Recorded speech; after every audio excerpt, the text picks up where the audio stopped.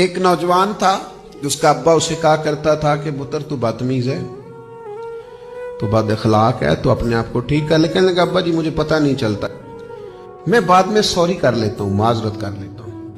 تو اس کے باپ نے اسے کہا اچھا بیٹا اس طرح کرنا، جب کسی سے تمہارا اس طرح کا معاملہ ہونا کہ پتہ ہی نہیں چلا بدتمیزی ہوگی تو ایک کیل دیوار میں لگا دینا، اور جب سوری کر لو تو نکال دینا۔ تو وہ کیل لگاتا رہا، غلطی ہو گئی، پھر وہ نکالتا رہا، وہ 10 15 20 کیل لگائے پھر نکالے۔ تو ایک دن باپ نے بلا کے کہا پتر وہ کیل تو نے لگانے کے بعد نکال بھی دیے تھے؟ میں کہاں؟ کہنے لگا بیٹا دیوار کا حال دیکھ،